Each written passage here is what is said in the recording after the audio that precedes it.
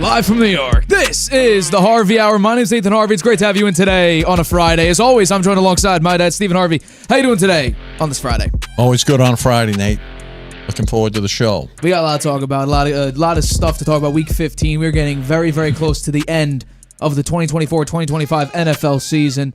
Week 15 is about to be upon us. We already started with last night's game, which we'll talk about. We also got some pretty big matchups. For instance, Eagles, Steelers, that could have massive implications. Bills, Lions, that could also be a hell of a matchup later on when it matters to seeding in the playoffs. We'll talk about that a little bit later on the show. But let's start with last night's game, which was between the Los Angeles Rams and the San Francisco 49ers, where on Thursday Night Football, the Rams secured a gritty 12-6 victory over the 49ers in a game that was mainly dominated by defense and by special teams, with Joshua Carty have 4 clutch field goals for the Los Angeles Rams and the game winner including the game winner within the final minute. Purdy struggled massively in a big-time game, finishing with just 165 yards and an interception, no touchdowns, as the 49ers could not find the end zone at all. There was an opportunity, but Brock Purdy overthrew it, and it was picked off. So with the win, the Rams improved to 8-6, which puts them in a beautiful spot. They control their own destiny for whether or not they're going to take over in the NFC West, while the 49ers dropped to a sub 1% chance to make the playoffs with this loss, having a record of 6-8. So I would like to know personally, what was your takeaway from last night's game between the Rams and the 49ers? Well, I would say, it was a must-win for both teams. That turned out to be kind of a dud of a game, I thought. There were no touchdowns scored in the game. Really surprising, given the way the Rams played against the Bills. Man, they scored 44 points. And then this game, they got 4 field goals. So I was very surprised. I thought it would be a much higher game. And I think part of the reason it kind of was a dud because of the weather. I mean, there was a pouring rain most of the game, which caused a lot of drop passes, overthrows, a ton of punts. All the scoring wound up being field goals. And you've got the turning point of the game, with the Rams leading 9-6 in the game. I thought the turning point was Brock Purdy's interception. You've got it right there in the headline by Darius Williams. He caught it in the end zone. The 49ers were driving. They were in the Rams' territory. They tried what was a pretty long pass there. It was late in the fourth quarter, and he just overthrew him. I mean, the guy was open.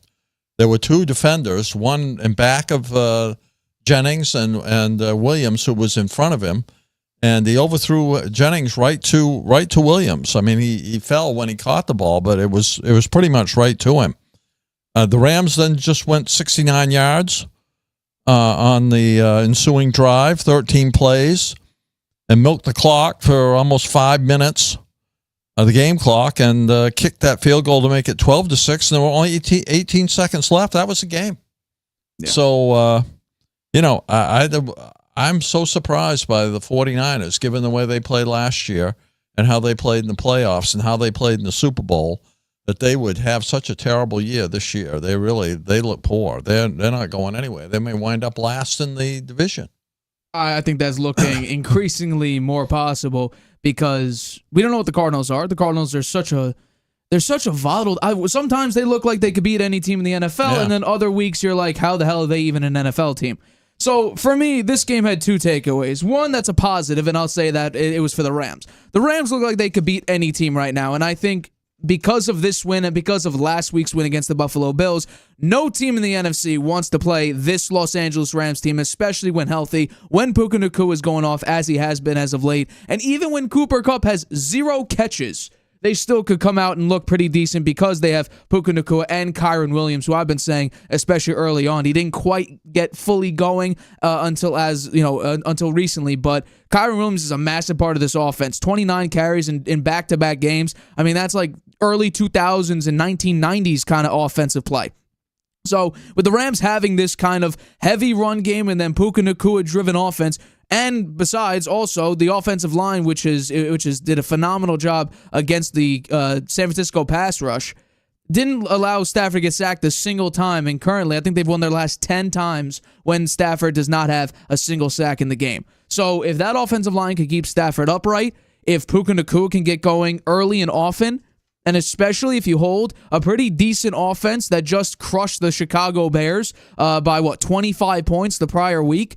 If you could somehow subdue the opposing offense to only 6 points, then yeah, why can't the Rams make a decent playoff push? Why can't they make a decent run? And at least, even if they don't make the Super Bowl or even the NFC Championship game, why can't they ruin another team's chances that everybody thinks has a shot at the Super Bowl? Why can't they go up against one of these, 5 or 6 seeds or a 2 or 3 seed and say, you know what? I'm going to disrupt your entire chance. We're going to eliminate you from the playoffs early on. And here's where I get a little bit pessimistic, and in my mind, I think realistic. The 49ers, I don't know if it needs to be a hard reset or kind of be like the New York Jets and even occasional Giants and just be like a soft reset. But this team, this 49ers team, last year was their chance. They will not win a Super Bowl with this current iteration of the San Francisco 49ers. We could blame injuries all you want, but we have to realize that the 49ers have been dealing with injuries for several years. Kyle Shanahan, a lot of people want him fired. He's one of the top 3 best head coaches in the NFL. I'm not sure why you'd want him fired. I think it's mid-quarterback play. Brock Purdy is not clutch. I think that's been said. That's what a lot of analysts have said. He is not this clutch player. He's had moments, but over the course of his career, when Brock Purdy is tied or trailing in the second half of games in his career, he has a 62% completion percentage, 5 touchdowns to 13 picks, and a passer rating below 70. How about when it matters the most? Trailing by 1 possession in the entirety of the fourth quarter in his career, including the playoffs. 55% completion percentage, 3 touchdowns, 5 picks, and a passer rating of below 58. And this is a quarterback that's about to make $60-65 million per year.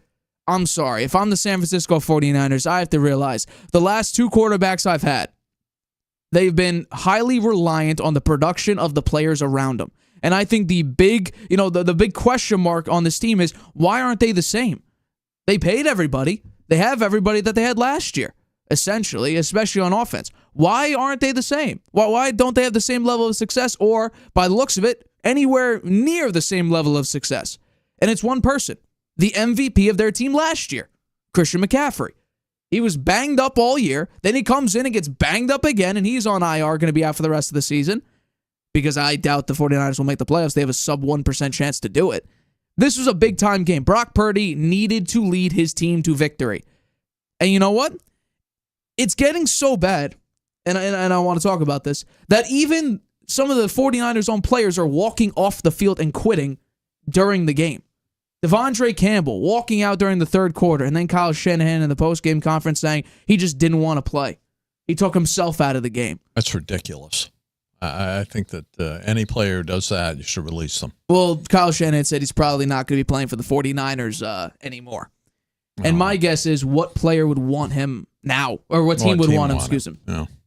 Because he already was very he posted a self-centered message on Twitter at the end of his, I believe, Philadelphia Eagles run. And this was just last year, December of 2023. Now he's on the 49ers. You sign him. And just because Dre Greenlaw, who had a phenomenal game, several run stops, great job pressuring. Like Dre Greenlaw tore his Achilles in the Super Bowl. He had a phenomenal game in his first game back. Were you expecting to have Dre Greenlaw sit for this game, especially when he was having the impact that he was? You're not taking Fred Warner's spot. Dre Greenlaw is a top-tier player. Yeah. So what happened to, and you hear this around basically every NFL team, next man up. Well, when that man comes back from injury, you take a step back because that was his spot originally. So the fact that now we have players walking off the field, this just does not bode well for the culture that currently the 49ers possess.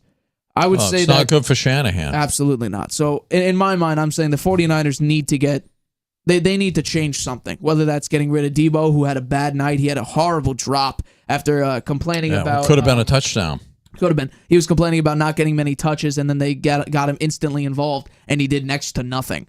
Brock Purdy had a bad game. Offensive line didn't have a great time. I think they let up 4 sacks. The defense played well. Defense did a great job until Dre Greenlaw went down, and then all of a sudden, Kyron Williams decided, you know what, let me just dominate in the run game. So I don't know if it needs to be a hard reset. I don't know if you got to just trade a couple pieces, get some draft capital back, but something needs to change. You cannot keep bringing back the same group of guys who, yes, have had success in the past, but as the years go on, they're getting older, meaning the hits are, the sting of the hits are lasting longer. Injuries keep piling up. Something needs to change. You can't bring back the same group of guys and expect, now's our year, because you've been saying that since Jimmy G got there. Yeah, well, Ayuk was hurt and he was out. But he wasn't playing well. We have to remember, and he had a horrible start to the season. Maybe CMC is done. Maybe this is done. Maybe he's just taking too many hits and his body is too banged up to be able to come back. I mean, he only played, one game this year? 1 or 2? He was not in there. I mean, he has that, what is it? He Achilles has tendonitis. Achilles tendonitis in both legs. Yeah. And he couldn't shake it. And then he got hurt again with some other injury, right? I think there was some other injury. So he's done for the season. So he's under contract next year with them, I believe. So I don't know if he'll try to come back or not. Maybe he'll retire. I doubt he's going to retire. He's making, $19 million next year. So my guess is he'll try to come back. But the fact that he only played a few games, maybe he'll be a little bit fresher because of rehab and he's just not playing. He didn't play that much this season. But for me, I think the Rams could honestly upset anybody in the playoffs. Yeah. If and when they do make the playoffs, probably leading in the NFC West. And for the 49ers, I mean, you have players that are aging. You have Brock Purdy now, projected to make between $60 to $65 million, which I would not give him. I think he's hurt his chances for that kind of paycheck. Absolutely. And yes, he had a great start to the season, but Jimmy G, we have to take a look at the numbers when CMC got there. Jimmy G's numbers skyrocketed and were eerily similar to Brock Purdy when he came in during the Dolphins game. From that point onward, him and Jimmy G's stats were very identical when CMC was on the team. That's why I said all of last year, Brock Purdy's not the MVP of this team, it's Christian McCaffrey. That's why I said this year. People were like, why doesn't Jalen Hurts get more recognition for the MVP? Because Saquon Barkley is the MVP of that team. And I don't understand how people don't see it. Josh Allen does everything for the Buffalo Bills. Lamar Jackson last year did everything for the Baltimore Ravens. Now this year, Derrick Henry has had a massive impact on the team. It's helped Lamar Jackson immensely. Saquon Barkley took this Eagles offense from okay to phenomenal.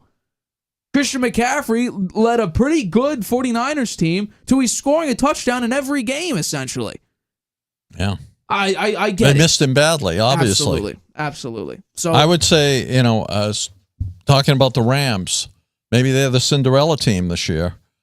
I mean, they've come out of nowhere. They've won 7 of their last 8 games. They are 1 game behind the Seahawks, half a game right now behind the Seahawks, who are playing Green Bay on Sunday Night Football this week.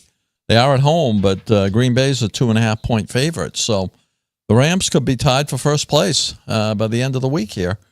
And I think they have a good chance to unseat Seattle and be the playoff team from the NFC West. Well, I'm not sure this week necessarily matters because if both teams start winning, the Rams play the Seahawks again. So the Rams have an opportunity to sweep that series and obviously take control of the NFC West at that point. But I think the Rams have a serious shot at making the playoffs this year and taking control. I was just looking West. at what the Rams' remaining schedule is. I got you. The Rams after this game, the Rams got at Jets versus Arizona versus Seahawks. That's an easy schedule.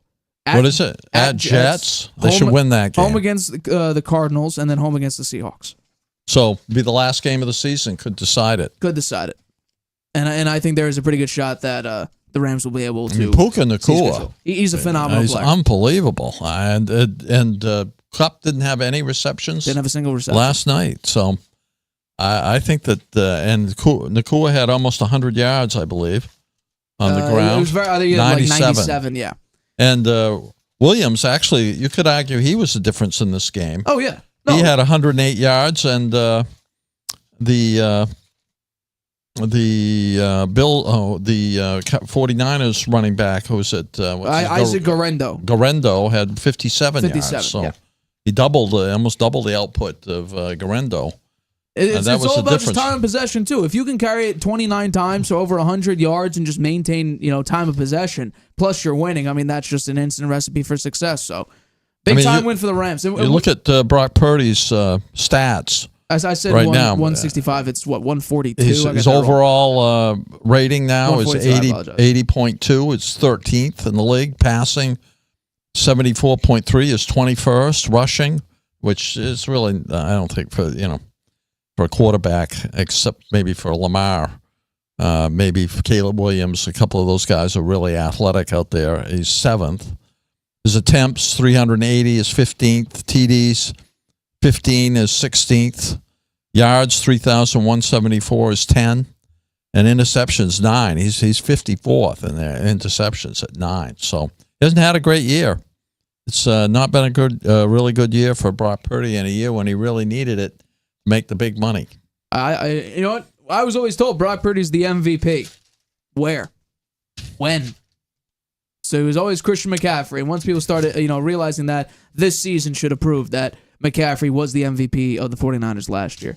All right, let's jump into our next topic of today's show. So we got a massive game on Sunday. It's the Buffalo Bills against the Detroit Lions in a pivotal Week 15 matchup that could potentially be a Super Bowl preview. The Bills are aiming to rebound after a narrow 44-42 loss against the Los Angeles Rams last week. Josh Allen had a historic performance but could not get the victory. He was the first player since Otto Graham in the 50s to get 3 passing touchdowns and 3 rushing touchdowns in a single game, while the Lions are riding high on a 10-game winning streak, which is their longest since 1934. Detroit's defense will obviously be tested against one of the more high-powered offenses in the Buffalo Bills. They're averaging over 30 points a game. Both teams are fighting for the 1 seed in their respective conferences. If the Bills keep winning and the Chiefs drop 1 or 2 games, for the rest of the season, the Bills will take over that number 1 spot, and the Lions are trying to hold on tight, while the Eagles are oh so close to passing them in the NFC. So I would like to know, is this a must-win for the Buffalo Bills? Well, you look at the Lions and the Bills, 2 of the 12 NFL teams that never to win a Super Bowl. Neither team has ever won a Super Bowl. The Lions have never appeared in a Super Bowl. The Bills got there 4 times, lost it 4 times. So Sunday could be a preview of the Super Bowl. We'll have to wait and see. The Lions, they have a 37, almost 38% chance.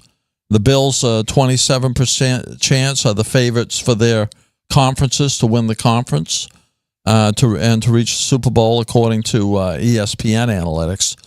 The Bills have clinched the AFC East. The Lions are still competing with the Vikings for the NFC North. I think the Lions will pull it out. Allen looks like the MVP leader with the best total QBR at 76.7. Goff having his best season of his career at 72.4% completion percentage.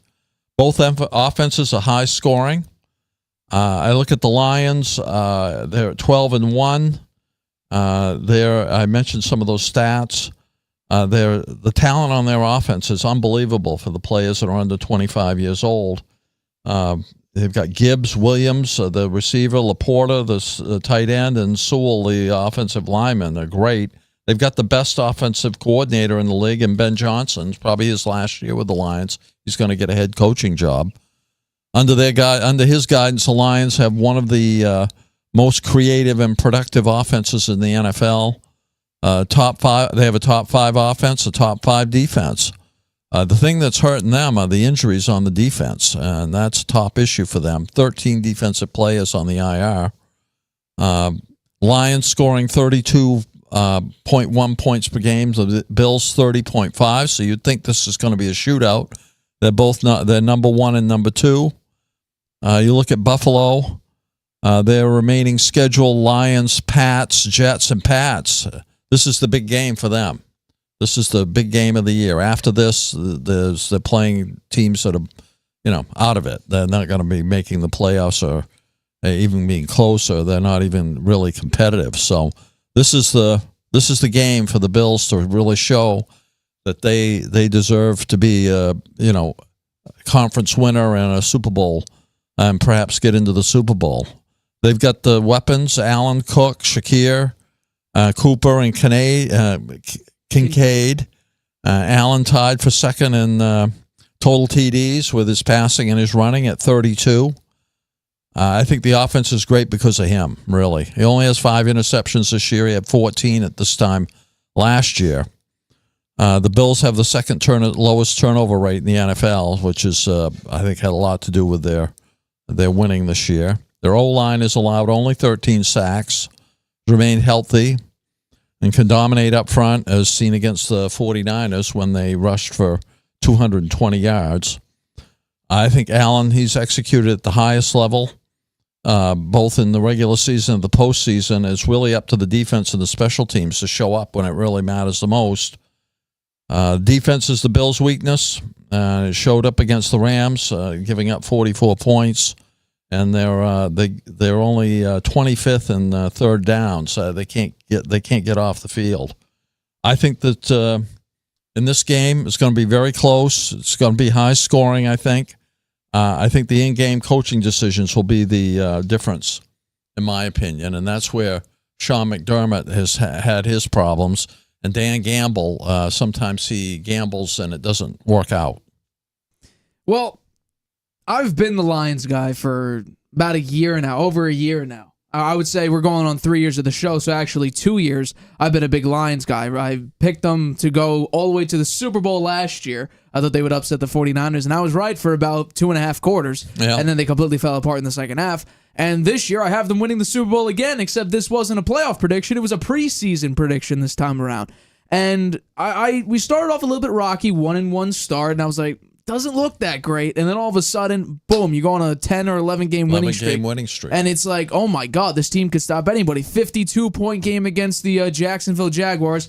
Sorry to Mac Jones for that game. That was a brutal watch. But when it comes down to this game, you're right. It will rely on the late game coaching decisions, and that's where both teams, I think, take gambles, except one team, it's their culture, it's their identity. Take the risk. A 4th and 2 on your own 35, why not? We'll go for it anyway. But Sean McDermott does it. He decides to direct snap to Damar Hamlin on a 4th and 6, and obviously it goes nowhere. QB sneak when you have 3 timeouts with a minute left and you're down by 9. What are we doing here? Those are bad decisions. It's not your identity. What your identity is, and I don't know how good of an identity this actually is, but now, as of late, your identity has been Josh Allen Superman. Well, we've seen that for several years. It does a pretty good job. But in the playoffs, when you need more of a cohesive unit, it kind of falls flat on several occasions. We already saw a couple opportunities this year where Josh Allen hasn't looked that great. The 30% completion percentage against the Houston Texans. Now, that game was very close at the end, but Sean McDermott, basically in your own end zone, you decide to throw it 3 times instead of actually run the ball and drain some clock. Bad late-game coaching decision. Against the Rams, like I just mentioned, you decide to QB sneak it with 1 minute left, you have 3 timeouts, and you desperately need the ball back. You QB sneak it, and you have to burn a timeout, which essentially seals the victory for the Los Angeles Rams. We've seen it a number of times throughout Sean McDermott's coaching tenure with the Bills. He makes bad late-game coaching decisions. Dan Campbell, while we've seen many times, he takes that risk, especially the prior week going for it on 4th and 2. You decide to run it, and nobody likes that play call. Ended up working for you because, you know what? It just seems like the Lions, it always works for them because that's their identity. That's what they believe in. Correct. No, it does not work, always, because we could bring up the Dallas game, but I'm blaming the refs for that because it is the refs' fault. Since 2021, they're 13th in the NFL with success going on 4th down. I would like to see the attempts ratio on that because they probably go for it more than any other team. They do, much more. Right. So obviously, if you go 1 for 1, that's 100%. If you go 25 of 50, that's 50%. But you've done it 25 times compared to the 1.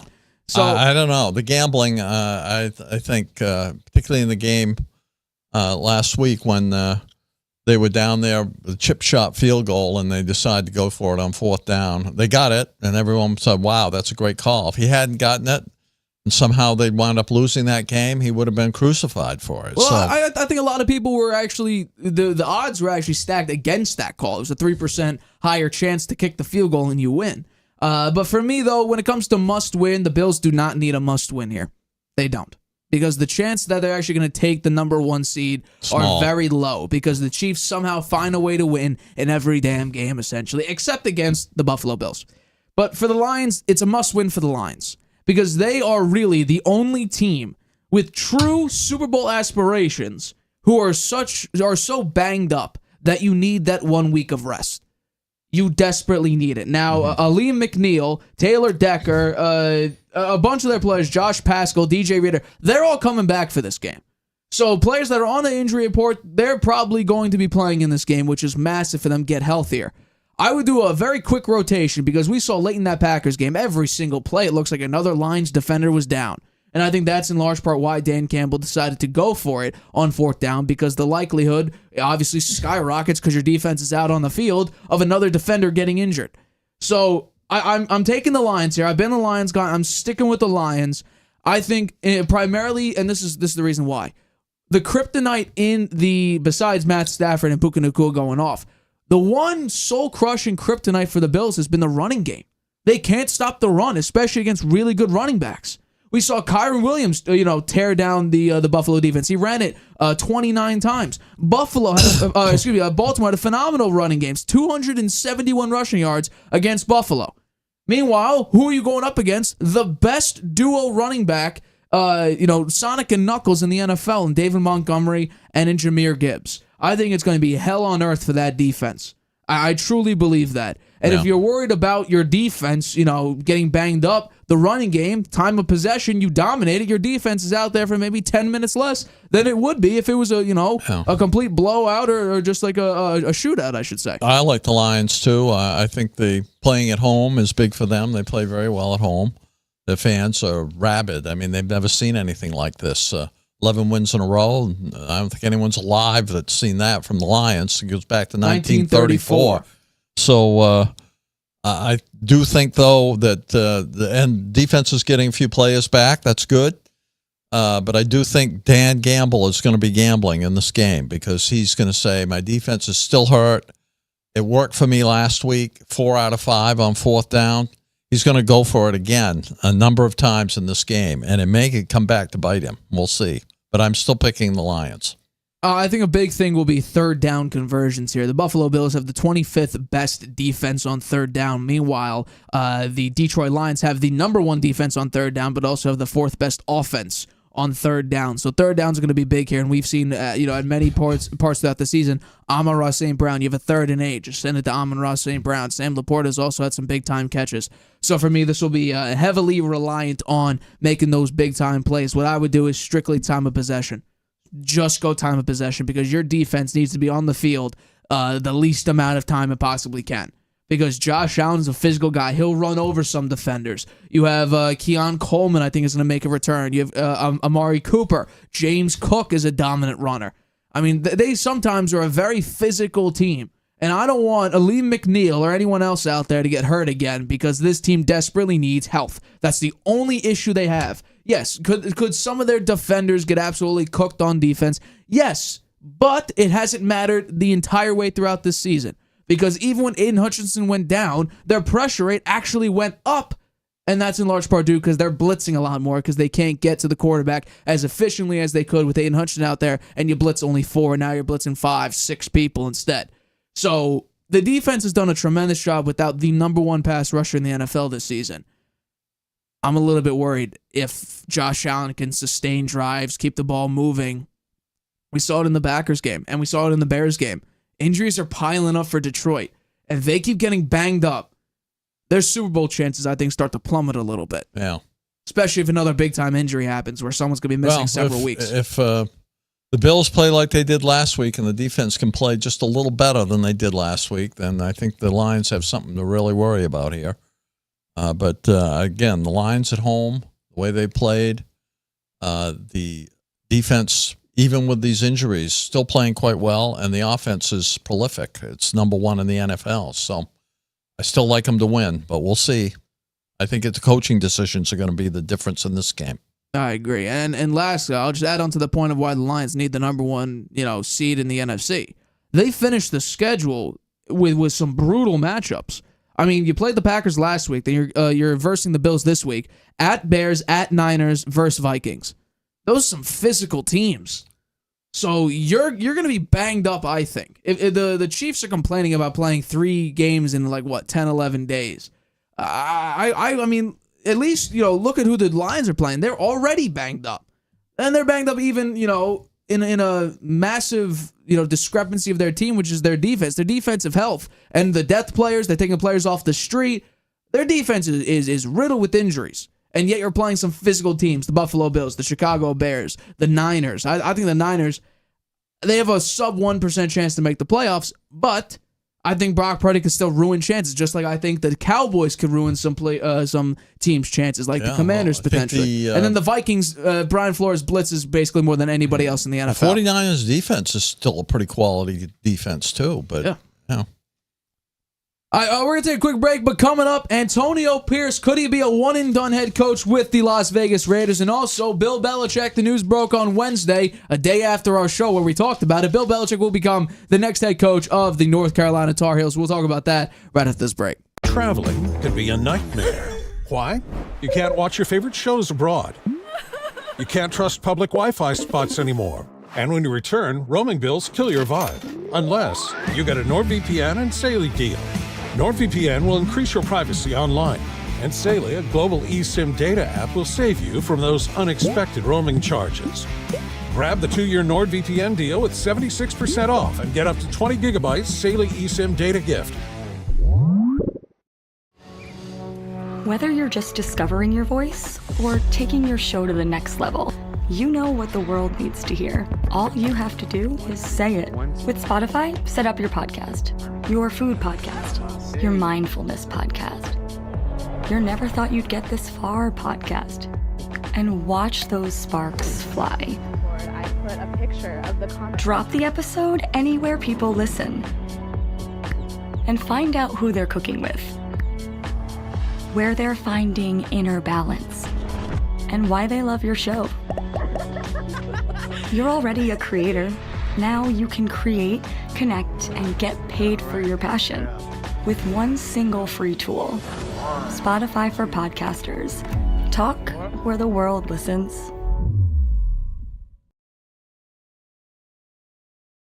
Welcome back to the Harvey Hour. My name is Stephen Harvey. It's great to have you in today on a Friday. As always, I'm joined alongside my dad, Stephen Harvey. Let's get into our next topic of today's show. With this, Mark Davis at the league owners meeting, he said that he'll evaluate Antonio Pierce at the end of this season before deciding his future as head coach of the Las Vegas Raiders. Pierce, who stepped in as the interim head coach last year after Josh McDaniels got fired, he stepped in a pretty bad environment, I would say. Not great culture surrounding them at that time, losing culture as they have been for a number of seasons now. With the Raiders sitting at 2-11 and on a 9-game losing streak, it's a faraway idea that they would ever make the playoffs, at least relatively soon. So he has an opportunity in the last couple games to convince Davis that he is the right man to lead the franchise moving forward. And the big question is, do you expect Antonio Pierce to retain the head coaching position after this year? Well, with a month to go and the NFL playoff picture coming into focus, those NFL owners of losing franchises are gearing up to fire their head coaches, and including Antonio Pierce of the Raiders. Mark Davis has said during league meetings that he'll evaluate the Raiders staff, including Pierce, after the season ends. Pierce actually did quite well as the interim coach, right? He was 5-4 last year, but this year 2-11. The Raiders' mess is across the board. Many expect Pierce to be fired because the team has performed so poorly. There will be a chance to draft a franchise quarterback, and most teams don't want to retain a lame duck coach in that situation. But Davis says no decision's been made yet. There's no point in throwing a PR grenade to the press, firing Pierce when everyone already is checked out on the team. The team played elite defense under Pierce last year, and I think he made a huge mistake by starting by starting Minshew instead of O'Connell. I think he should have gone with what was working last year. They were 5-4 when O'Connell came in. The defense played great. I don't know why the defense fell apart so badly this year. I mean, Pierce is a defensive player. He was a good linebacker in the NFL, and he had what looked like a winning formula, but he gave up on O'Connell at the beginning of the year, and Minshew played terribly. This year, they're 2-11, tied for the worst record in the NFL, worst turnover differential, and third worst scoring defense. It's not what they envisioned when they fired McDaniels midway through last year, and Pierce did well and then fell apart. Interestingly, Shedeur Sanders and Deion Sanders and Shiloh Sanders were in Las Vegas this past week for Shedeur to accept an award, and they were at a meeting where Pierce was, and Deion said, "You're the best. One thing I want you to do is draft both these Sanders boys." So Deion wants Shedeur Sanders and his other son, too, to play for the Raiders. And if the Raiders lose out, the chances of getting Shedeur Sanders look very good. May have the first pick in the draft. So I think Pierce's days are numbered. You also have Tom Brady there as a part owner of the team. He's never been a loser. He's always been a winner. So accepting all this losing, I'm sure Brady's going to have a little bit of a say in what goes on here. I think Pierce is gone. So when it's all said and done, you say Antonio Pierce will be fired. I think after only 1 year. I think so.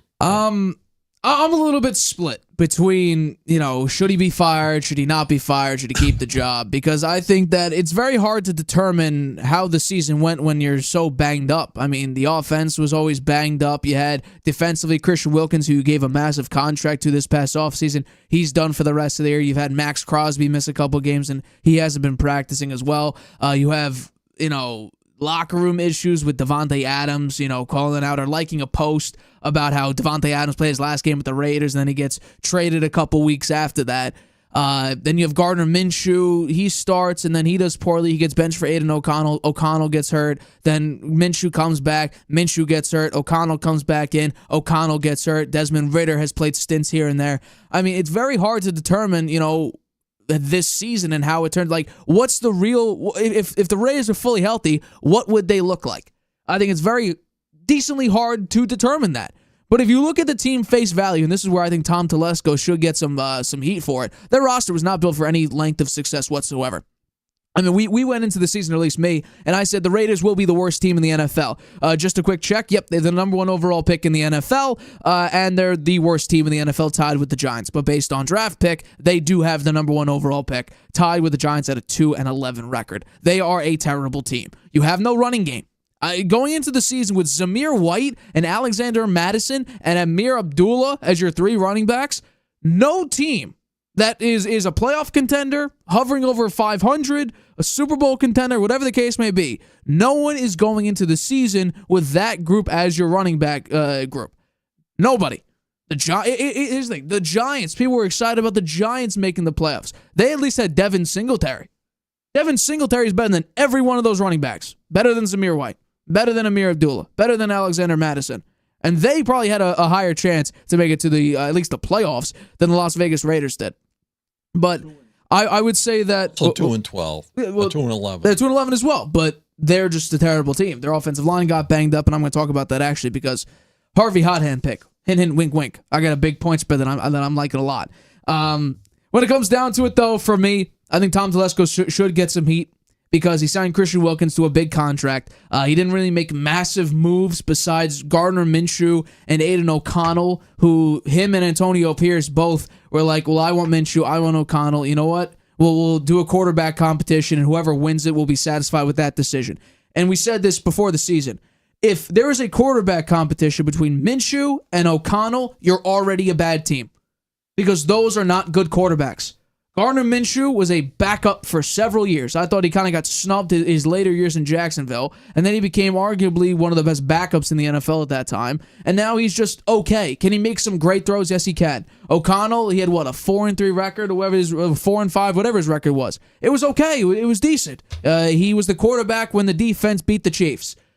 Great, phenomenal. To me, it doesn't really matter because if Aiden O'Connell and Gardner Minshew are your two quarterbacks, and Luke Getsy, who's currently not employed with the Raiders anymore, is your offensive coordinator, and we have reports that Gardner Minshew and O'Connell are struggling with picking up the offense, how am I supposed to say, you know what? 500 team, playoff team. This team is too good to fail. No, I'm looking at face value. I thought they were going to be bad this year. Yeah, but people out there didn't. We got were a lot right of hate on for that one. We got a lot of hate for that. But we were right on that. Oh one. yeah, and then. But I do think he should have started living in that O'Connell. Even if O'Connell struggled in the preseason, he showed that he could play at the end of last season, and the team did well. They had a chemistry. The defense was playing elite, and because they knew the offense wasn't going to score a lot of points, and it worked out well. He should have stuck with that formula. I don't know why he changed. Since the bye week, which is 4 weeks now, they have not scored 20 points in any of the games. They versed Miami, Denver, Kansas City, and Tampa. Yeah. They'd be better to lose out and get Shedeur Sanders. Well, they're up against the Falcons, Jaguars, Saints, and Chargers.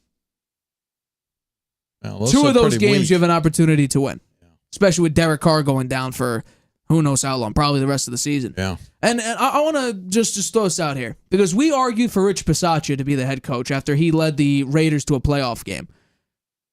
Is this not the same mentality? But instead, it's the opposite. Mark Davis let Rich Bisaccia go, even though a lot of people, including us, thought that, you know what, he led this team to a playoff appearance. You should have kept him, and he let him go, and he became the special teams coach for Green Bay. And now you have Antonio Pierce, who was the interim head coach, and instead you hire him because he went 5-4. I think he should have. I still say he should have taken Bisaccia. And I think that would have been a good idea. And poor Bisaccia, why hasn't he gotten a head coaching opportunity? I don't understand it. He really took a team that probably would not have made it and got him on the right path there. And they did make the playoffs. In fact, their last game of the season was really a playoff game against the Chargers, and they managed to win that game to get themselves into the playoffs. So I think he did a very credible job, and they fired him. They brought in Josh McDaniel. I'm sure they regret it. The Raiders are going to be a bad team for years to come. I don't think there's Even many moves. Even with Tom Brady as an owner, he's an advisor. Yeah, what is Brady going to do though? Because he's also restricted, because of his broadcasting job. He's going to have a say in decisions, but yeah. Well, that's all he wants to be there for. He's invested some money. He wants to see a winner. Now here's the question. Here's where we could actually get into should he stay. Compare him to the rest of the potential head coaches out there. And I think, it's the same coach for so many opportunities because I believe in what he could do, and that's Mike Vrabel. Do the Raiders need a culture change? I would say yes. Then Mike Vrabel's the head coach. Yeah, well, Mike Vrabel's the head coach. There's going to be a lot of demand for him. He's going to. I think if you talk about Tom Brady, they played with one another. I think there's going to be Vrabel having his pick where he wants to go. I think the Bears will probably be after him. And who knows, the Jets, the media here in New York are pounding the table for him. Well, they also need a culture change. Well, speaking about the Bears, and I find this interesting, let's move on to our next topic here because big news out of college football. Bill Belichick has signed a 5-year deal to become the head coach at the University of North Carolina, and after a legendary NFL career, he's taken his talents to UNC. First time coaching college. He said this was always a dream to coach in college. His dad used to coach there years ago. He also had a number of, Lawrence Taylor played there. I think Belichick talks about Lawrence Taylor more than anybody else that he's ever coached. Julius Peppers also played there. So there's been a couple decent players, and especially Lawrence Taylor, who, like I said, Belichick loves. He played there. So going to UNC seemed almost destined, especially after, the rumors kept picking up and the leaks kept picking up and everything like that. So it seemed almost destined for Belichick to go coach college football, which he will do now at UNC. So my question to you is, we sort of had a similar question before, but do you expect Belichick to be successful as the head coach of the North Carolina Tar Heels? I do. I think he will be successful. He's got a 5-year deal.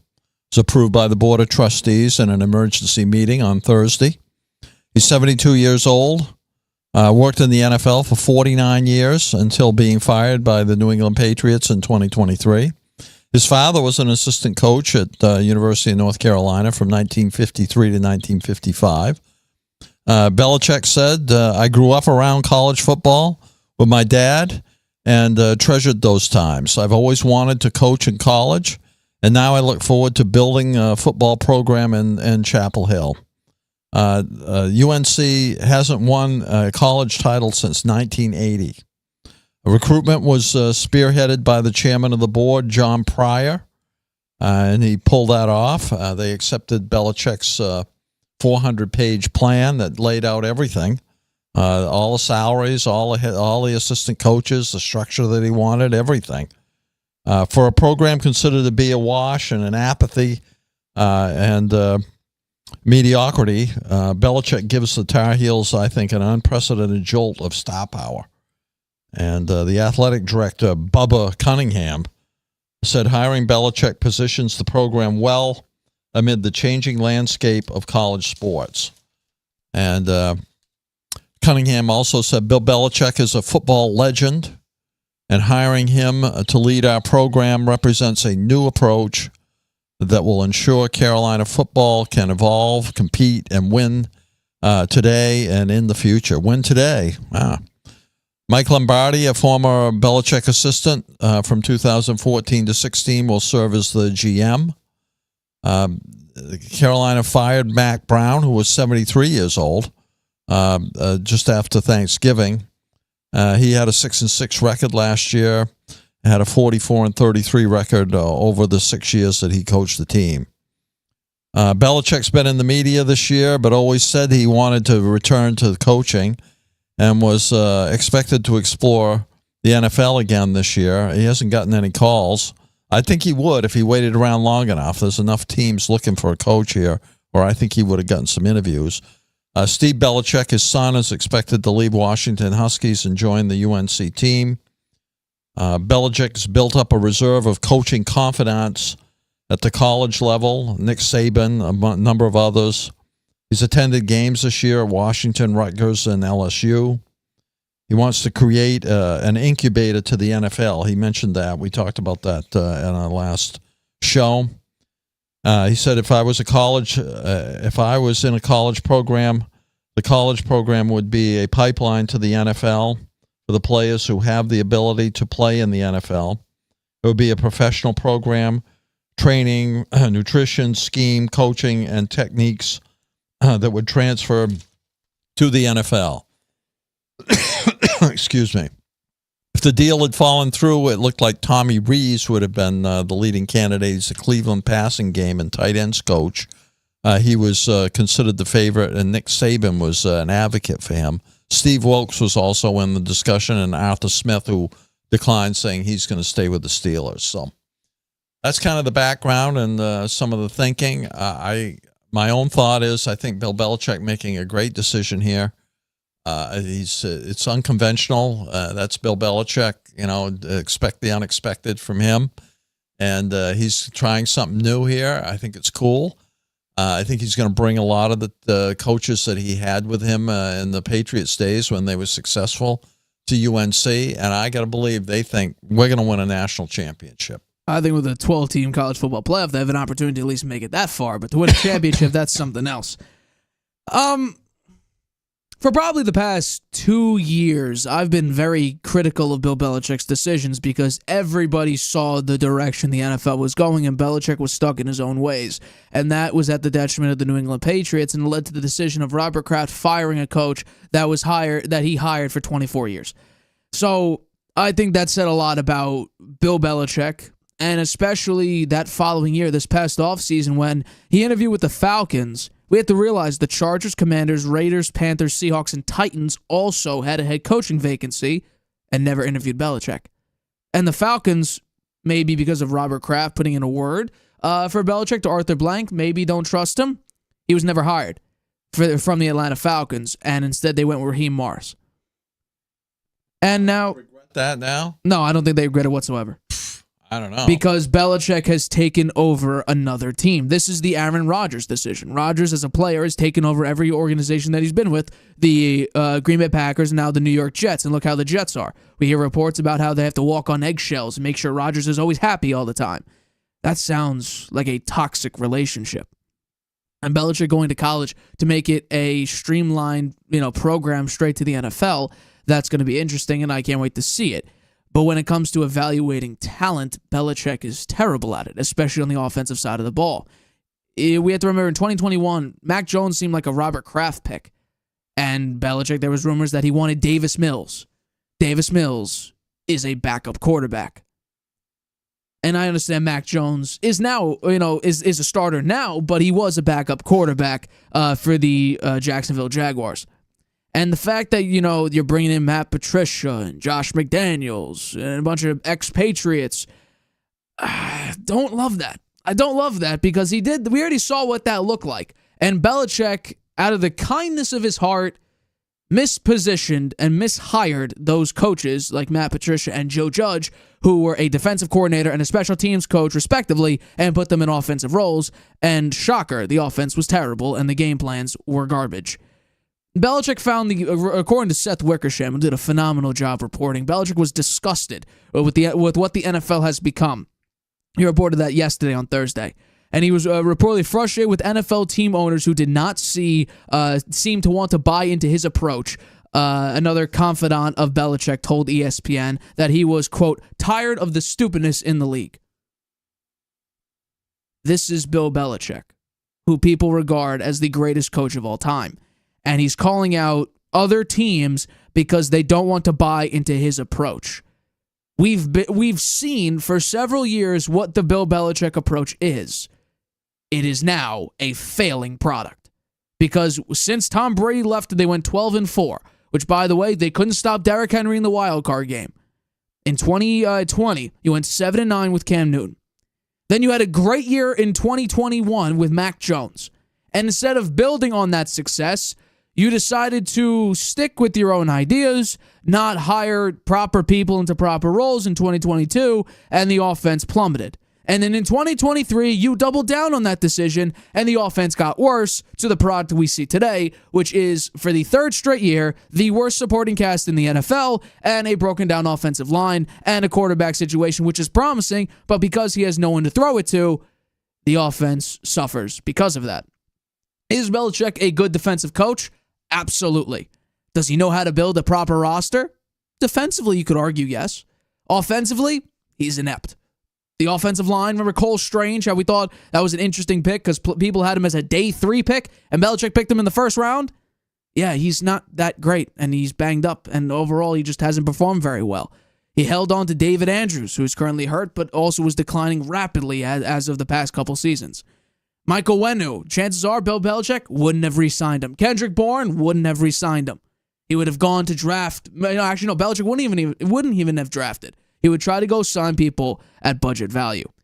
So if he sticks to coaching only, which it looks like that will be the case with Mike Lombardi being the GM, if he just sticks to coaching, I think UNC's defense will be very respectable. But as soon as he dabbles in the offense, as soon as he dabbles into NIL and recruiting players from the offensive side, that's where it will begin to suffer. Because like I said, he wanted Davis Mills in the 2021 draft. He drafted Cole Strange when he was a day 3 pick. And when they needed offensive linemen and skill position players, he drafted a kicker and a punter. The kicker ended up being, in his rookie year, the worst kicker in the league. Belichick, stick to defense, he'll succeed. Dabbles in the offense, UNC will start to plummet, and then you'll be looking at that 400-page organizational Bible and say, why the hell did we sign him if we were looking to be successful? Well, you're pretty negative, and maybe you've got some good facts to back you up. But I think that Bill Belichick, one of the most innovative, creative head coaches in league history in the NFL, innovative, and going to the college ranks now is going to be exciting, and I do think he's going to be quite successful. I think that coming out and saying, I'm creating a pipeline for those players that are capable to get to the NFL is going to be a recruitment magnet. I think that's the smartest thing I've heard any college coach say. I've never heard a college coach say anything like that before. That's brilliant. That's a brilliant statement and a great recruitment tool. He's going to have. I'd say he'll have the best defense in the college ranks next year by a long shot, I think, because now college is different. These players can move all over the place. You think Belichick's going to be spending Uber money on 17, 18-year-olds? What potential defensive player who has potential to make it to the NFL wouldn't want to play for Bill Belichick? Huh? They're going to want to come. And I think he'll have great success. Player, I agree with you. And he's going to bring Josh McDaniel in to be his offensive coordinator. He won't have much to do with the offense. Josh McDaniel will run it. And we've seen what he can do. So when he's an OC, I like their chances. UNC making it into a new format for the college playoffs now with 12 teams. I'd say UNC, they are on their way. I think Bill Belichick just doesn't realize, yes, he is technically an 8-time Super Bowl winning coach, 6 as a head coach with the Patriots, 2 as a DC for the New York Giants. Supposedly, according to Wickersham, this was a big FU to the NFL to leave. No, you weren't going to get a job. This is just. I don't think that's so sure, Nate. I think look at this, some pretty bad teams. There's 16 teams in the NFL right now with under 500. Correct, but we have to realize there's only 6 teams with 3-10 records, right, and 2 with a 2-11 record. Correct. You don't think those 8 teams might consider Bill Belichick? One of those 8 teams might consider Bill Belichick. I do think that would. Well, here's the big thing. First of all, we have to realize there were 6 teams, 7 teams that needed a coach last year. 1 interviewed him. That was different last year. What do you mean it's different last year? Right now, there's only 3. It's 1 year removed from a bad season, that admittedly, he was the cause of. Robert Kraft dissing him so badly. What do you mean? He got fired from doing a bad job. And also the dynasty thing that came out was very negative about him. It was a bad year for him publicity-wise. It just didn't gel, but those things are behind him. He's been on the media this year. He's been smiling. He's been a different Bill Belichick. Yeah, you should have seen the very press conference. He approachable. went back to the same Belichick. And I think that you're seeing a little bit different guy. And I think that he's going to have fun in the college ranks. And I think he's destined to do well. I think that the team UNC will be a different team, be much, much better. Get into the college playoffs. Maybe not the first year, but maybe the first year. I would say he's expecting to do that, right? He's 72 years old. He's going to want that. And I think they'll find a way to get there. I doubt it. So the 3 openings right now are the Jets, Saints, and Bears. Immediately eliminate the Jets. He hates the Jets. The Bears, according to reports, they're looking for an offensive coach. The Saints are in cap hell. They aren't going to have any sniff of relief until 2027. Belichick is not looking to be the head coach of the Saints. So as of right now, the Giants, they should not fire Brian Daboll. They're just a bad organization. That's in large part. I read that Belichick wouldn't want them to fire Daboll. He thinks that they should hang on to him. As I agree with them. I completely agree with them. I don't know why. I mean, he's had a terrible year this year. His quarterback was Daniel Jones. But he's been the offensive play caller. He's called some terrible plays. His team is built for losing. You're saying okay, so Well, he's the head coach, Nate. So hold on, you hold build on. a team that's built for losing. so hold on. Take out Brian Daboll, insert Belichick for this season. What's their record? I think it would be much better than it is now because the defense would have been a lot better. You're off. Okay. The defense has good players. Look what Jim Harbaugh did for the Chargers defense. Okay. So Right? so hold on. They had good. They had a bunch of names there, good players. Yes. He got the production out of them this year. They're much better defense than they were last year. I think Belichick would do the same thing for the Giants. Okay, so the Patriots had the 7th ranked defense last year. The offense was ranked 30th, and they went 4-13. This is an offensive league. You're asking, would they be better than they at 2-11? I do think they would. I think they'd be more around 500. The offense is so bad. The offense is terrible. Well, they wouldn't have the same OC that they have now. They would have a different offensive coordinator. They've put up 20 points in, 4 games? 4 games. Yeah. 20 points in 4 games. They're terrible, but that doesn't mean they'd be terrible under Bill Belichick. The Patriots had a top 10 defense. They were number 7. But their offense was so bad. Their record 4-13. Yeah, well, they had no kicker either. That was That's because of Belichick. They could, but the Giants have Graham Gano. He's a good kicker. He was banged up, by the way. Yeah, but he's back now. He's not the. He's not. Here's the thing. People are going to be watching UNC, and I think people like us in the sports media I'm going to be landscape, watching every game. they are going to be hyper focused on how Belichick coaches, and if the offense falls, that is a ding on Belichick's reputation because his ability to survey offense is terrible. Just look at the Patriots from 2019 onward. And you could even argue a lot of Belichick's coaching career with New England, the offense could be average. But because you have the greatest quarterback of all time, you could have a Julian Edelman who got picked in the 7th round. You could have a Chris Hogan undrafted. You could have these players who are middle of the pack. And who drafted Tom Brady, by the way? 25 years ago. Doesn't matter. It does matter. No, it does. It doesn't matter. They won 6 Super Bowls, Nate. They won last one 6 was Super Bowls. 2018. Nobody else has ever done that. Well, yes. Was it the Pittsburgh Steelers? They've won 6. It's the Steelers or the 49ers. They've won 6. The Patriots are tied with one other franchise, and I think it's the Steelers. I'm like 95% positive. No head coach has ever won 6 Super Bowls. That's true. But we do have to realize when you talk about Super Bowls, you start with Tom Brady, and then you go to franchises. Just want to throw that out there. Start with Brady. And also, we also have to point this out. Andy Reid is right on Belichick's tail. And he's going to be coaching for probably 3-4 seasons. Yeah, well, Belichick is, to his credit, he's not chasing that win total anymore. He's doing something that he always wanted to do, and he's doing something for his son, too. I think he's trying to help out his son, and I think this is very commendable. I admire him for it. I'm not going to argue with that. No, I think that's perfectly fine.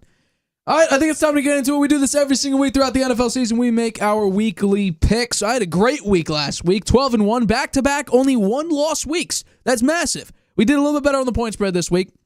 So let's jump in. So last night's Thursday game between the Rams and the 49ers, we each had the 49ers winning and covering. That did not turn out to be the case with the 49ers dropping this game to the Los Angeles Rams. Brock Purdy, he should not be $60 to $65 million a year quarterback. I don't think he's worth it. You start at the 45 and then you start working slowly up, and if that's only if you get desperate.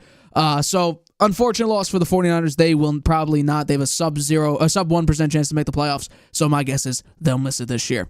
All right, let's begin on Sunday's games. We got the Commanders at the Saints. Give me the Commanders here. With Derek Carr out, the quarterback position for the Saints is bottom 5. So I think with Jaden Daniels had a phenomenal game against the Titans, 28 points in the first quarter. The offense finally got going after Cliff Kingsbury's, historical bad second halves of seasons. The offense stepped up big time. I expect that to continue with a massive win on the road against the New Orleans Saints. Give me the Commanders and give me the minus 7.5 point spread. The next one is the Cincinnati Bengals, minus 4.5 point favorites against the Titans. Give it to me. The Bengals needed a little bit of luck, and they finally got it. Does that jumpstart their, playoff aspirations once again? Because they still have an opportunity to make the playoffs. So my Super Bowl pick is not necessarily dead in the AFC, but they are hanging on by a thread. If they lose one more game, they're basically out of it. So they desperately need to win this game. So give me the Bengals. Give me the 4.5 points. They're the better team. Better offense, better quarterback. Their defense is terrible, and Will Levis has been playing better. But I think with Joe Burrow, Jamar Chase, T. Higgins, and just that offense in total, Chase Brown's also having a phenomenal year. Give me the Bengals. Give me the 4.5 on the road. Next one is the Dolphins at the Texans. The Texans are favored by minus 2.5 points. I'm going to go with the Dolphins here. The Dolphins, since Tua came back, are one of the best teams in the NFL, especially offensively. Tua has been absolutely tremendous. His last 3 games, 8 touchdowns, no picks, completing about 70% of his throws. I mean, he's been an absolutely incredible quarterback. Big-time win, big-time comeback win against the New York Jets last week. Jonnu Smith has been a massive part of this offense, coming up with some big-time catches. I think that continues. And the Texans, they kind of keep falling a little bit, and luckily they're in one of the worst divisions in the NFL, the AFC South. So their playoff hopes are not dead, but I do think the Dolphins do get the upset win over the Texans. And, it doesn't feel like an actual upset with the way the Texans are playing this season. The next one is the Chiefs at the Browns. Give me the Browns to cover because the Chiefs never cover games. I think they've lost their last 7 against the spread. So give me the Chiefs to win here because the Chiefs always find a way to win. I don't think they're going to lose to the Browns at home, although there is an opportunity because of the offensive line. It's banged up. DJ Humphries, the guy they just got as a left tackle because their left tackle is terrible. He'll be out for this game. So I think Myles Garrett will have an opportunity to pressure Mahomes. Mahomes has taken more hits. He's on pace to take more hits than he has ever in his entire career. I think with a bad offensive line and Myles Garrett being as dominant as he has been the past number of seasons, I think that continues. Give me the Browns to cover the 4.5. There is an opportunity for an upset, but the Chiefs always find a way to win. I call it luck, but some people don't, but they always find a way to win. Chiefs win, Browns cover. Next one is the Cowboys at the Panthers. This is the first time the Panthers have covered or have been favorites in 2 years, since mid-December in 2022 against the Pittsburgh Steelers. Give me the Cowboys because they just went toe-to-toe with the Cincinnati Bengals when it was Joe Burrow versus Cooper Rush. Rico Dowdle had over 130 rush yards. Something that the Panthers have an issue with is stopping the run. Saquon Barkley had over 120 rush yards last week. I think that Cooper Rush will do a pretty good job, but I think Rico Dowdle, he said he wants to go for 1,000 yards this season. I think it's around the 730, 740 range. There's a chance. Probably not, though, but if he says he wants 1,000 yards, he'll have to start, especially against the Carolina Panthers. So give me the Cowboys in an upset. Doesn't feel like an upset, just like how week 1 Cowboys were underdogs against the Cleveland Browns. It didn't feel like an upset. This doesn't feel like an upset either. I think the Cowboys are a better team than the Panthers. Give me them to cover, to win, and obviously cover plus 2.5 point spread. Next one, Jets at the Jaguars. Give me the Jets killer, Mac Jones, to lead the Jaguars to an upset victory over the New York Jets. I've said this now for 4 weeks, and there have been reports out there for 4 to 5 weeks that the Jets are waving the white flag. Players want this season to be over already. You keep losing these brutal games, the soul-crushing games. You actually had an opportunity to get a very good win over Miami, and you lost. Unfortunate. And I think that continues. Mac Jones, even when the offense sucks, he's playing poorly. Belichick is ripping on Mac Jones, quietly. He just finds a way to always beat up on the Jets.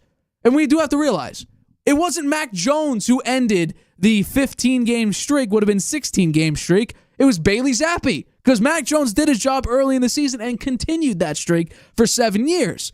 I think that continues here. Mac Jones seems like he's a Jet killer. I say he continues his streak against the New York Jets and gets an upset victory over the New York Jets at home. We have to remember, when he came in for Trevor Lawrence before he got hurt was doing very poorly. Mac Jones came into that game and nearly led a come-from-behind victory against the Texans.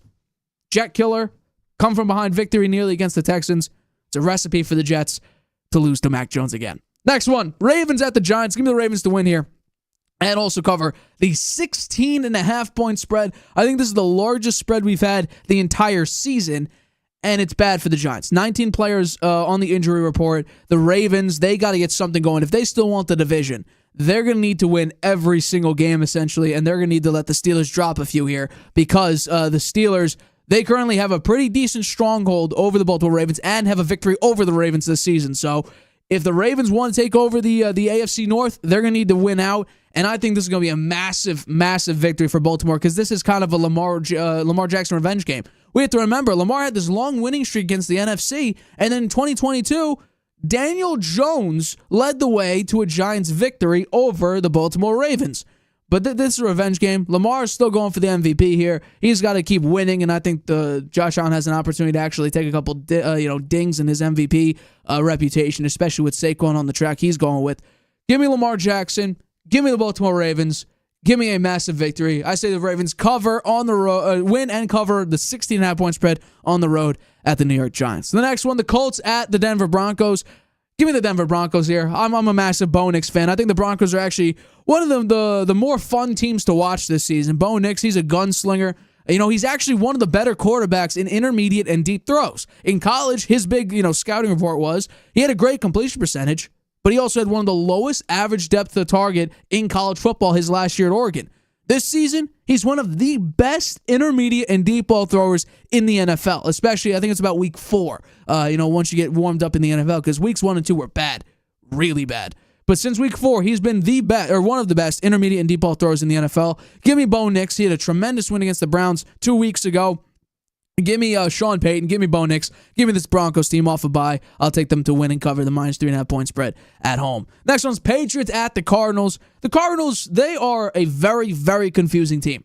And the Patriots offense, it looks good with Drake May at the helm, but the offense just doesn't have the firepower to maintain these leads or maintain any lead, or even if they're behind, try to generate a lead. And their defense with Gerard Mayo as the head coach and then DeMarcus Covington as the defensive coordinator, the defense has been nowhere near the same, powerful defense that they were with Bill Belichick as the head coach. So because the defense has dropped and the offense has stayed relatively the same, they're just not a good team. They're fighting for, another top 5 pick in the draft, which they have a decent shot at actually getting. I'll take the Cardinals, minus 6.5-point favorites. The Patriots, and especially Bill Belichick at the time, very difficult against mobile quarterbacks. And I would say, now I know that Belichick isn't there right now, but I would say the Patriots still continue that. And I would say Cardinals win, Cardinals cover, minus 6.5-point spread. Next one, Bucks at Chargers. Chargers, they're still, fighting for their playoff hopes. They have a decent, shot at making the playoffs, especially with, their remaining schedule. I'll take them. Justin Herbert was dealing with an ankle injury. He seems like he's off the injury report. I think with the defense, Baker Mayfield has been throwing a lot of interceptions as of late. So I'll take the Chargers defense, which actually won due to picking off Kirk Cousins 4 times. That was the reason why they beat the Falcons. I'll take the Chargers to win and cover at home. Simple points, but minus 3. To play it safe, you might go Tampa Bay plus 3 just to get the push to get your money back. But I think the Chargers win pretty heavily here and pretty handily. Give me the Chargers. Give me the point spread. Next one's the Steelers at the Eagles. I feel like just with the Steelers defense, 5.5 seems way too excessive for the Eagles to be favored, especially with the locker room turmoil that seems to be ensuing right now. Again, the second straight season, we have locker room issues, but they're winning games. And after having those issues, they took a massive dip. Now, I think that if Kellen Moore's smart, he said something about getting A.J. Brown the ball more. Could he be, going sixth sense here and kind of being reverse psychology and saying, we're going to say that publicly, but we're still going to stick to the same damn game plan of handing the ball off to Saquon Barkley, have him break the Russian record. I think that's the smart thing to do because it's working. If it ain't broke, don't fix it. There's a reason why that saying exists. Because if it really isn't broke, you don't want to change anything because it's working.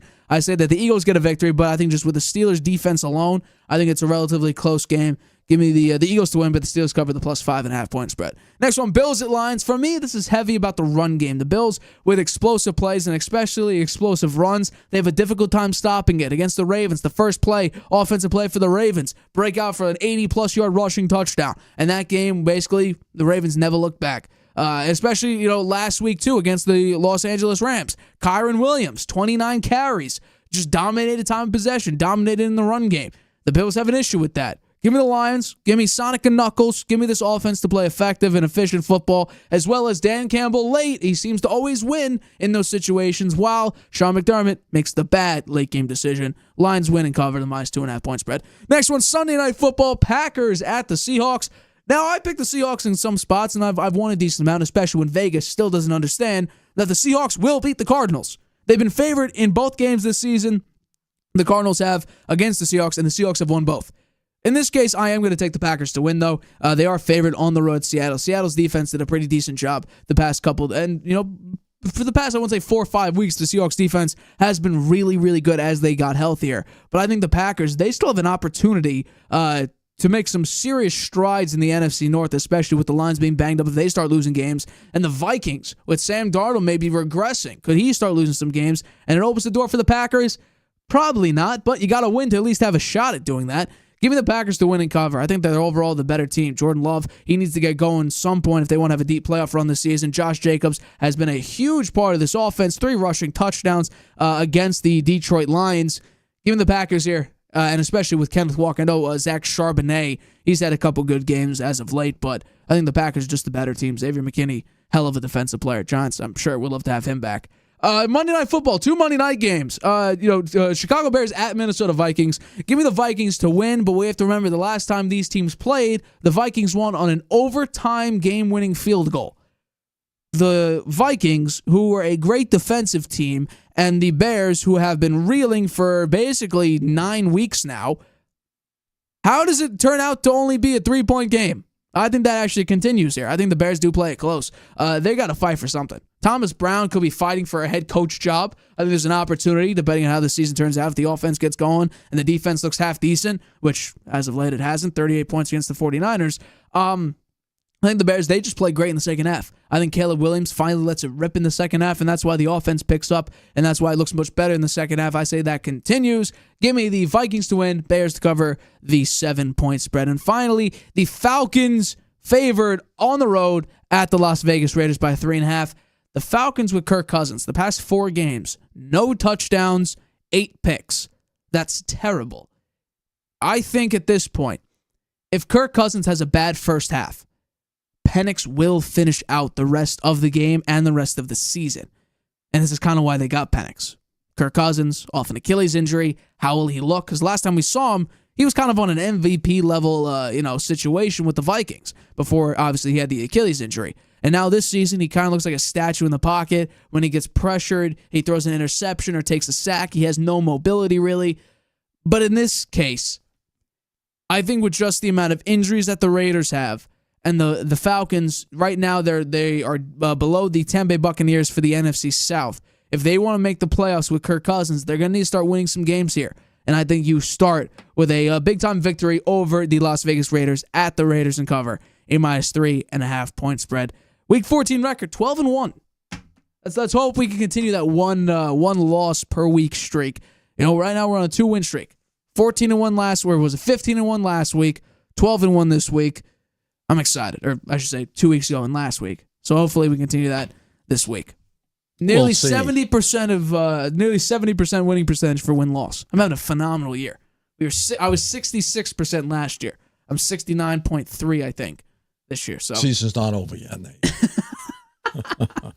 All right, here are your picks for week 15. Okay, well, I lost last night. I picked the 49ers, and, they lost on the point spread, too. So, it's unfortunate. 49ers are done. I was very surprised at how poor they've been, and we talked about it.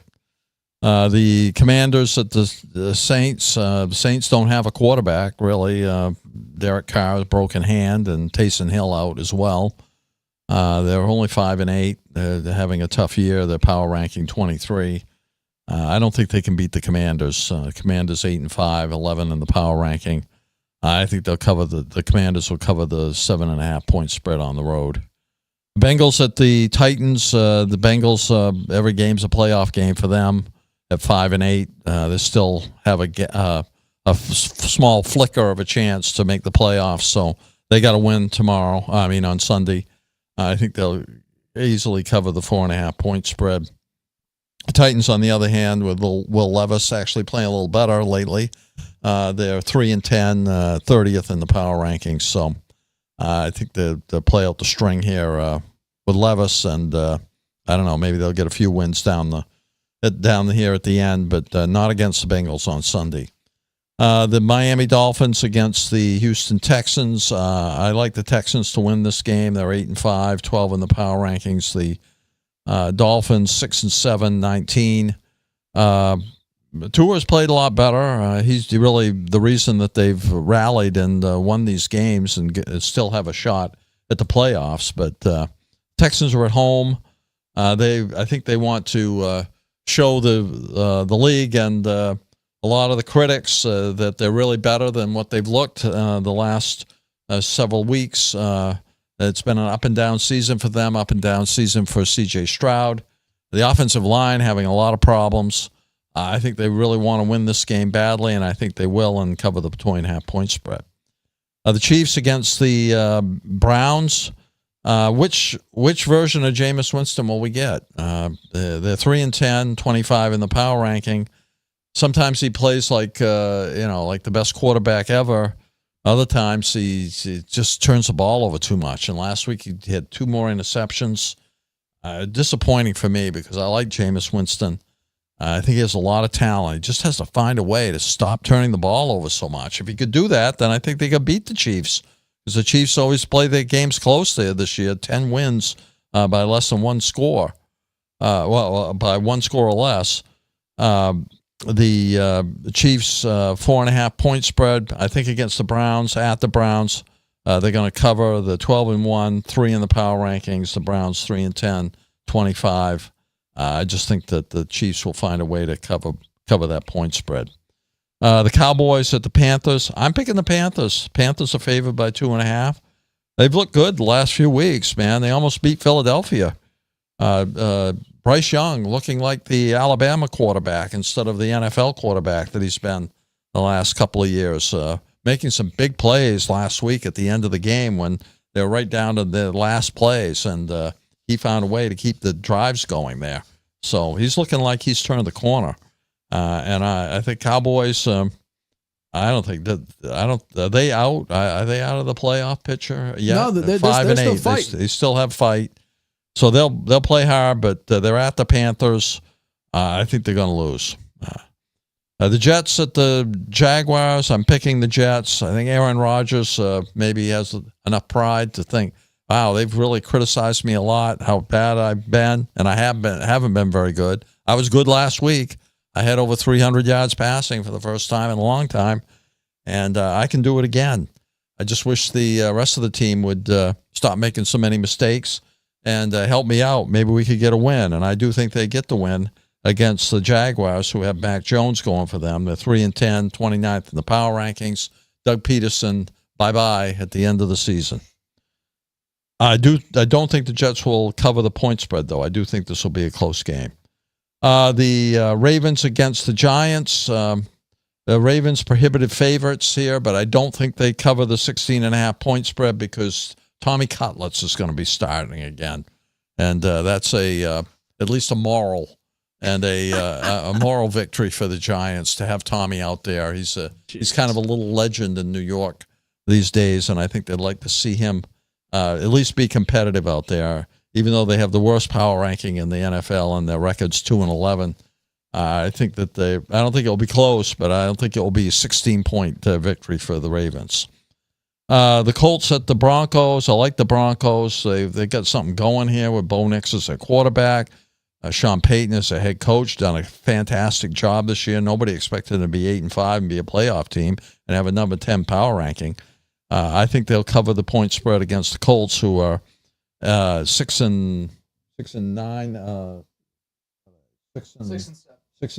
Sorry, and 18th in the power ranking. I don't know. To Richardson, it's been a disappointment, really. Unfortunately, can he be a starting quarterback in the NFL? I don't know. We'll see how the season plays out here at the end. But he really has not looked that good this year. He actually got benched for a while. Played a little better after he came off the bench, but the Colts are not. I don't see them really going anywhere here, and the Broncos really exciting team.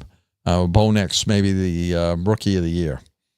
The Patriots against the Cardinals. I'd like the Cardinals to win, but the Patriots to cover the point spread here. Patriots 3-10, Cardinals 6-7. I don't know what happened to the Cardinals. They looked good there for a while. Kyler Murray was playing great. And that Murray he's fallen off, and so have the Cardinals. They got beat twice, say, by the Seahawks. They needed to win a couple of those games. They actually had a shot there for a while They're winning their division, and I don't know what happened. But I do think they got enough to beat the Patriots, but I think it'll be a close game. The Buccaneers against the Chargers. I like the Chargers to finish strong here at the end of the year. And their power ranking is 9. The Buccaneers at 14. The Buccaneers at 7-6. I see them beating out the Falcons for the division. But I think at the end of the day, on Sunday, the Buccaneers and the Falcons will be tied at 7-7. But I do think the Buccaneers will pull it out at the end of the season here. But I like the Chargers on Sunday and to win and cover the point spread. Steelers at the Eagles. I agree with you that point spread seems too high. The Steelers have a very excellent defense, and Russell Wilson actually reviving his career here in Pittsburgh. The Eagles, though, they've got the elite running back and Saquon Barkley on pace to break the NFL rushing record. Maybe the offensive player of the year, still in the MVP talk as well. The Eagles have an elite defense now. They're power ranking number 2. They're 11-2. The Steelers 10-3 with a 6 power ranking. The Steelers had a great season here, starting out with Justin Fields, benching him for Russell Wilson, which I thought was a mistake. It's turned out to be probably the right thing to do, and the Steelers winning a lot of games with Russell Wilson at the helm, but I don't think they're going to win on Sunday against the Eagles at home. I don't think it will be very close, though, and the Eagles won't cover the point spread. The Bills against the Lions, we talked about this game. I'm picking the Lions, even though I'm afraid Dan Gamble might make some bad gambles. But he's going up against Sean McDermott, who's not the best in-game coach, particularly when it's a close game. And the Lions playing at home, I like the Lions to win and cover. Sunday night, Green Bay at Seattle. Seattle's tough at home, and they played a lot better lately. They won 4 in a row. They're 13th in the power ranking. The Green Bay also has played reasonably well. Their losses have been to really good teams. They're 7th in the power ranking. I got them winning and then covering the 2.5 point spread, mainly for the same reasons you said in your analysis. Monday Night Football, 2 games to play. The hapless Bears against the Vikings. The Vikings will win this game pretty handily, I think, even though the game before with the Bears was close and went to overtime. I think the Vikings do cover the 7 point spread here. The Falcons at the Raiders. Raiders 2-11, playing for Shedeur Sanders, 31st in the power rankings. The Falcons, Kirk Cousins going through a really tough patch here. 0 touchdowns, 8 interceptions the last 4 games. They've lost 4 in a row. They're at 6-7. I think they reverse that and win this game and cover the point spread. I don't think they're going to be benching Kirk Cousins. I think he's going to have a rebound here. I think it'll be a fight to the end between the Buccaneers and the Falcons, but I do think the Buccaneers are going to pull it out. And those are my picks. There we go. Mike's muted. There we go. It's going to be an interesting week. I like a lot of these matchups. I think Chiefs-Browns could be interesting. I like Dolphins-Texans.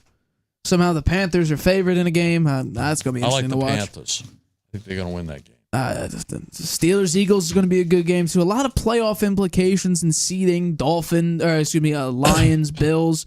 It's going to be a hell of a week. But it is time for my favorite topic of every single Friday show that we do. It's the Harvey Hot Hand, as I always say. For those who don't know what the Harvey Hot Hand is, it's where I pick the 5 teams and the 5 games that you should bet on if you are sports betting week to week. We went 4-2 last week. Overall record of 41-35. We continue our winning streak. We went 5-2, 5-2, and then 4-2. We gotta stay around because I give some teaser picks as well. Not only do I do my 5 teams, I give you some others that I also like to do. So Let's begin with the first pick of Week 15's edition of the Harvey Hot Hand. Colts at Broncos. So the Broncos are 4-2 against the spread at home, as well as in the 6 games they're favored, they're 6-0. Are they favored in this game? Yes, by 3.5. So based on how the season has turned out, they'll probably win. The Colts are 26th in passing defense and 31st in rushing defense. Well, when Bo Nix can get a running game going, that helps him out because he doesn't need to, pray for Cortland Sutton to catch a third down pass, which he has done, at a pretty nice clip, actually, catching some big-time third downs. But to have a running game going, that helps Bo Nix out immensely because he's a rookie quarterback, because it takes a little bit of the load off him, and especially for any team, if you have an effective running game, well, you do pretty well. And also, let's add this to the array. The Colts have got 8 players on the injury report right now, and notably, offensive tackle Braden Smith has not practiced. The Broncos defense is second in quarterback pressure percentage and number 1 in total pressures. And we've seen Anthony Richardson likes to take that deep ball, likes to send it to Alec Pierce a number of times. He has one of the lowest completion percentages in NFL history. Anthony Richardson's not having a great year. I think the Broncos defense disrupts him. Several mistakes will be made, just like Jameis Winston against this team on Monday Night Football. Give me the Broncos to win and cover. They win 27-21 and cover the minus 3.5 point spread. Next one. Bills at Lions. This one's a tough one. I'm taking a big-time game, big-time risk here. But the Lions have the highest scoring offense in the NFL. Over 32 points per game. The Bills are number 2 at 30.5 points per game. So it's going to be high-flying offenses here, I would say. But the Bills have one major weakness: explosive plays, and in particular, explosive runs. And think about who the Lions have. The Lions have the most explosive backfield with Sonic and Knuckles and Jahmyr Gibbs and David Montgomery. They're the best 1-2 punch combo in the NFL. We've been saying that for about over a year at this point now. Last year, Gibbs had a couple nice moments, and Montgomery's always been a stable back for the Lions. I'm sure the Bears would love to have him back. The Lions are 6-1 at home this season, while the Bills are 4-3 on the road, and the Bills are also 2-3 against winning teams. A little bit of the Dolphins. The Dolphins have an issue against winning teams. The Bills this season also have an issue against winning teams. And also, the Lions' defense is getting slightly healthier. The defensive lineman Josh Pascal and Alim McNeil, they're all good to go for this week. So they're getting healthier. The Lions have an explosive backfield. The Bills' deficit, and a major kind of big red flag for their team is stopping the run. We saw Kyron Williams. We saw Joe Mixon also had a pretty nice game. We saw Derrick Henry have a phenomenal game. And that's only one running back. The Lions got 2. So if you stop Montgomery, Jahmyr Gibbs is going to have a couple of nice runs. If they stop Jahmyr Gibbs, David Montgomery probably should have a couple of nice runs. I mean, the Lions, their offense is just completely unstoppable. Belichick said it's unstoppable. Brady says it's unstoppable. I mean, how are you going to stop the Lions when you have so many options? It's going to be difficult for the Bills to do that, but I'll take the Lions to win 30-27. Lions cover the minus 2.5 point spread at home. Next one. Chiefs at Browns. This one, the Chiefs don't cover the point spread. They lost the last 7 point spreads. They just don't cover at all. And also, Chiefs left tackle DJ Humphries will be out for this game. He's listed as doubtful, so he probably won't go with a hamstring injury. They brought him in because their left tackle is terrible, and their backup left tackle is also terrible. So Myles Garrett should have a tremendous game this season, this game, and he's had a tremendous season so far. He won Defensive Player of the Year last year, and he's sort of continued that same streak. Now, it's just because Deshaun Watson was the worst quarterback in the NFL that the impact of the defense was never really showed. Now with Jameis Winston having the 3rd best passing offense in the NFL since he came in for Deshaun Watson, it's allowed Myles Garrett to kind of, feast, and especially against the Chiefs' offensive line that is letting Mahomes get hit basically every other drop back. Well, I think Myles Garrett should really disrupt Mahomes and maybe force him into a couple mistakes here. The Chiefs have had 10 one-score games this season, 5 of which were underneath this point spread. So I expect the Browns to keep it at least a respectable game. The Chiefs are 4-8-1 against the spread this season, and they lost the spread versus the Raiders twice, Denver and Carolina. Very inferior teams to the reputation that we think the Chiefs have. So, and the last time they covered a 4+ point spread was Week 5 against the Saints. We thought the Saints were a half-decent team at that point.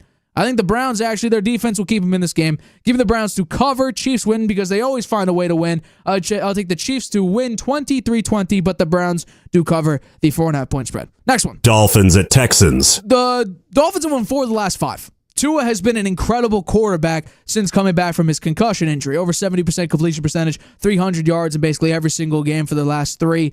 Texans are 2-5 against teams that score 21-plus points, and the Dolphins have averaged over 27 since Tua's return. So the Dolphins' offense has picked up immensely, as it would, because you have one of the worst backup quarterback situations in the NFL. So they're scoring a lot of points, and with this Texans team that really, it looks like C.J. Stroud's having a massive sophomore slump, I would say the Dolphins could dominate offensively. And also, they're fighting for their playoff hopes. They're fighting for the chance to make it to the big dance over here and be one of the 7 seeds in the playoffs. They need this game. They desperately need this game. They got a big-time win against the Jets this past week, overtime victory that they absolutely needed. And when it comes to the Texans, they've won only 2 of their last 5 games. It was against the Dallas Cowboys and the Jacksonville Jaguars, and Mac Jones nearly led a come-from-behind victory against the Houston Texans. It's just that at the time, Trevor Lawrence, when he was playing, was doing so poorly that Mac Jones actually had an opportunity to do it, but it was just out of reach. So give me Miami to win here. I think they need it much more. The Texans don't do well against high-scoring teams whatsoever. The defense can't stop it, and with C.J. Stroud's sophomore slump, I think that just adds to the fact that this is going to be a rough game for the Texans. Give me Miami 28, Houston 24. Miami, and this doesn't feel like an upset, but Vegas has them as 2.5-point underdogs. I guess upset, quote-unquote, upset the Houston Texans. Final one of this week, and I hinted at it early on. Ravens at Giants. This is a big one, but I'm taking it. I'm taking the Ravens minus 16.5-point favorites against the New York Giants. This is for the Giants. This is the largest home underdog unit in 60 years. 19 players for the Giants are on the injury report.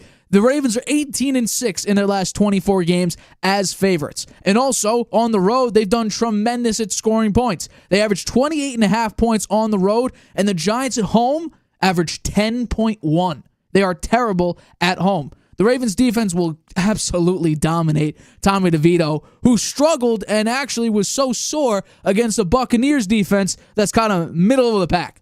So think about that Ravens defense down in that pass rush against the Giants offensive line that since week 7, that's when Andrew Thomas went down. He got hurt after week 6's matchup. So starting at week 7, the Giants have had the worst pass blocking offensive line in the NFL. So Ravens pass rush, bad offense at home, average 10 points.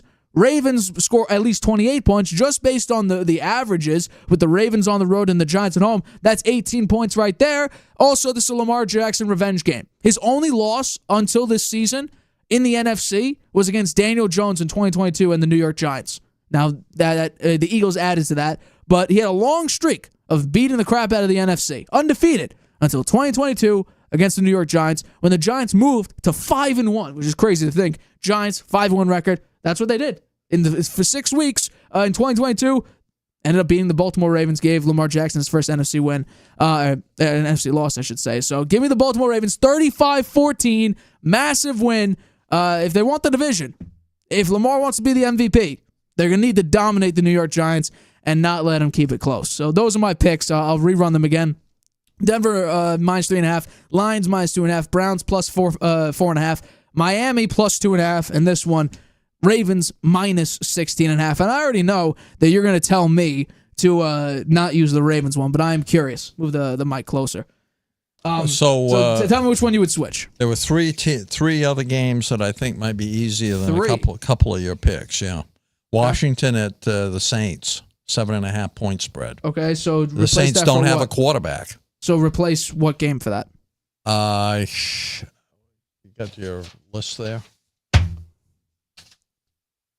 Because I'm not going to add games. I think I would probably replace the Lions-Bills with that one.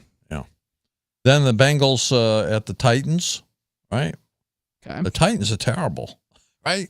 The Bengals got to have this game, and they have Joe Burrow, and the wide receiver core as good as any. So what game 4.5 point spread. I think that one I would switch the